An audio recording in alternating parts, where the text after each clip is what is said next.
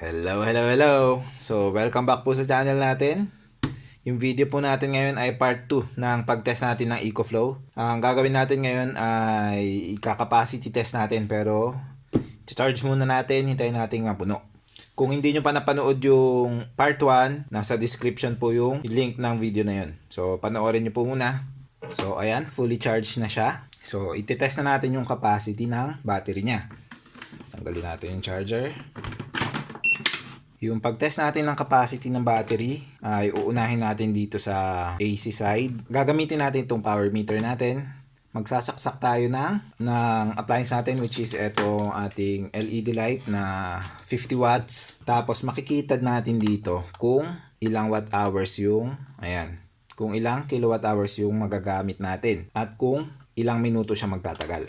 So fully charged yan at 50 watts yung load natin. Malalaman natin kung ilang oras bago siya malolobat. Yung fan niya pala, binalik ko na siya sa auto. So automatic na aandar yung fan, hindi full yung speed ng fan. Ayan. So mag-start na yan, mag-count ng kung ilang watts na yung ginagamit. Dito ang nakalagay 6 hours daw bago siya malobat. So ayan, makikita nyo 48 watts yung nakalagay dito. So ayan, babalik tayo after 5 hours siguro para makita natin kung medyo accurate ba. So namatay na, hindi umabot ng 6 hours. Less than 5 hours siguro to. Kasi bumalik ako na after 5 hours. Patay na siya. So i-check natin kung ilang watt hours yung nagamit at kung ilang minuto. So mga nasa 150 watt hours lang. Ang claimed ay 288. At 185 minutes. So, mga halos 3 oras lang. Pag i-compute mo nga, ayan, 150. 50 watts yung load natin. Tama nga naman. Ma-on pa kaya to? Ayan, 0% na nga.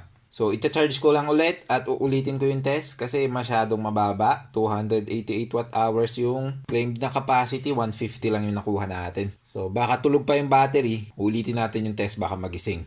Dinisable ko rin pala yung fast charging niya sa AC para hindi mabugbog yung battery. Kasi hindi rin maganda yung lagi mong sinacharge na mabilis yung battery kasi mas mabilis siya magde-degrade. Kung hindi mo naman kailangan na mapuno agad at kaya mo naman maghintay, mas maganda. Mas magtatagal yung battery mo. So medyo matagal siguro ito mapupuno. Babalik na lang tayo. Papakita ko na lang ulit kung ilang watt hours ulit yung makukuha natin pag napuno na to. Ayan po, puno na. At sa power meter natin ay nagtagal siya ng 3 hours. So kung dinisable nyo yung fast charging or naka-enable yung AC slow charging, mapupuno niya yung empty na battery natin in 3 hours. So ulitin natin yung pag-test natin at titingnan natin kung ilang watt hours ulit yung makukuha natin. So 5 hours na yung nakalagay dito. Last time 6 hours yung nakalagay. Pero kanina 3 oras lang talaga siya nagtagal. So titingnan natin kung 3 oras lang ba ulit siya magtatagal. Second test. Check na natin. So nadagdagan, naging 160 na. 150 yan before. So may effect nga yung kapag isa-cycle mo muna yung battery. So na-experience ko na rin before yan mas dumadami ng konti yung capacity habang sinacycle mo. Kasi kapag na-stuck ata yung battery tapos hindi mo ginagamit ay parang mas bumababa yung capacity. Kapag sinycle mo na, parang nagigising ulit yung battery, nadadagdagan yung capacity. Try ulit natin ng isa pa. Tingnan natin kung madadagdagan pa ulit. Tapos na yung third time natin na pag-capacity test. Check natin. So, bumalik tayo sa 150 watt hours. So, baka nasa close siya sa 160 watt hours. Baka 159 yung nakukuha natin. Kaya ganun. Yung oras, 186 minutes. Which is, yun na, mga 3 oras. So, sabihin na natin 160 watt hours yung nakuha natin. At yung claimed nila na 288 watt hours. Pag kukumputin mo, halos nasa 55% lang yung nakuha natin na capacity. Nasa power losses ba na inverter yon? Itatry nating i-check by discharging naman dito sa DC na output niya. This time, sa DC port na tayo magte-test ng capacity. Last time kasi ang tinest natin ay capacity gamit dito yung sa AC, which is kasama dun yung power losses ng inverter. Dito, mas mababa yung power losses. Pero may power losses pa rin dahil may regulator pa rin yung DC output niya. Hindi nakadirect yan sa battery. Pero mas mababa ang power losses niya, so dapat mas mataas yung makukuha nating total watt hours dito. So, eto po yung gagamitin nating battery tester. Tapos, i-connect natin siya sa dito. Ayan. So, cigarette lighter port. So, connected yan. Ayan. Ayun, nadidetect 13.5 volts. So, ito ay nakakonect sa computer natin at pwede nating iset kung ilang amps at kung ano yung cutoff voltage niya. So, cutoff voltage natin, 5 volts. Mababa kasi alam naman natin dapat na magdi-disconnect to before 5 volts. So, hindi dapat natin maaabot yung 5 volts. Tapos yung current natin, discharge current, 5 amps. At yun lang, start na natin. Ayan.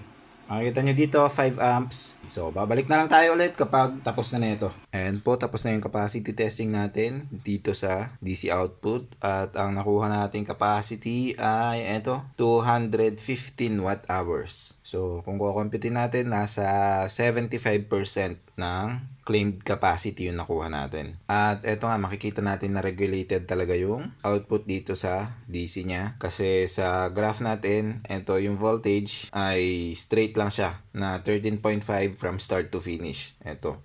Next po ay uulitin ko yung DC test natin para lang sure na tama yung nakuha nating capacity. So, ita-charge ko ulit and i-discharge ko. So, babalik na lang ulit tayo kapag na-test na natin.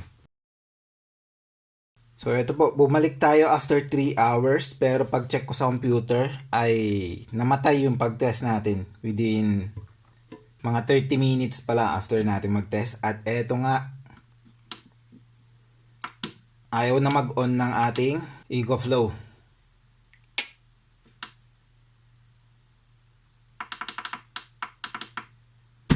Ewan ko kung ano nangyari. Wala namang amoy na susunog pero tumigil siya mag-discharge at ayaw na niyang mag-on. Ay.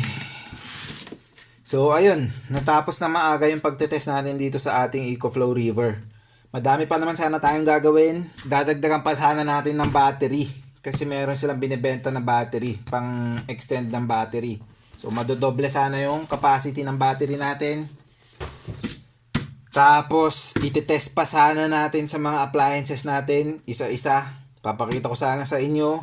At i-explain pa sana natin yung X-Boost niya. Bubuksan pa sana natin. Ang dami pa sana natin gagawin sa power station natin na to. Kaso eto nga, ayaw na mag-on. So, ang gagawin ko siguro, itry nating ipa-warranty. Medyo matagal ko na itong nabili. Ngayon ko lang talaga siya na-test. Ngayon ko lang in-unbox talaga. Ilang buwan na siyang naka-stock dito. At eto, biglang ayaw nang gumana. So, matetest natin yung kanilang 24-month warranty. So, kapag bumili ba kayo at ganito ang nangyari, ay mapapalitan ba nila? Titignan natin. Kasi napakamahal niya. Kapag tinignan nyo sa Lazada store ko to nabili, 13,000 yung pagkakabili ko, pero kapag walang sale, 20,000 pesos to.